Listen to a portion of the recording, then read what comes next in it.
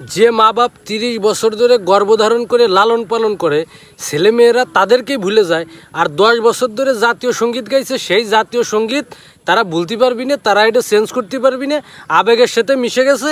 এই জাতীয় সঙ্গীত গালিবারে তাগেরে এবারে হৃদয় জুড়ায় যায়, তাদের চোখ দিয়ে পানি বের হয়।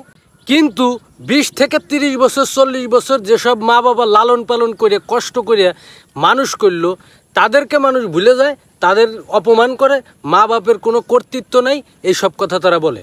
আর তারাই এখন 10 বছরের জাতীয় সঙ্গীত ভুলবার পারতেছে না। আমরা তো মুসলমান, গান বাজনা তো আমাদের জন্য এমনিতেই হারাম, আর এইটা নিয়ে এত লাফালাফির কিছু নাই। আমি বলি, আগে জাতীয় সঙ্গীত কোনটা বানাবেন সেটা ডিসাইড করেন।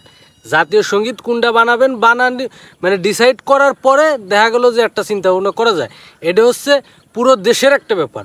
এই জায়গায় আমার আপনার মতামত, এই জায়গায় আমার আপনার কথায় কোনো কিছু যায় আসে না।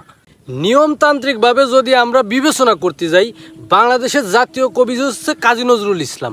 কাজী নজরুল ইসলামের কোনো একটা কবিতা বা কোনো একটা সঙ্গীত বাংলাদেশের জাতীয় সঙ্গীত হইতে পারে।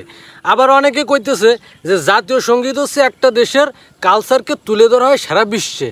আমাদের দেশে কালচার তুলে ধরার জন্য মানুষের অভাব আছে। সাকিব আল হাসান বিশ্ব অলরাউন্ডার, সেই সাথে আরও যত সব অলরাউন্ডার আছে বাংলাদেশের, যেমন শাকিব খান একজন এই যে সিনেমা করে, সারা বিশ্বেই এর নাম ছড়াই রয়েছে। শাহরুখ খান সালমান খানকে ফেল করে শাকিব খান আগে।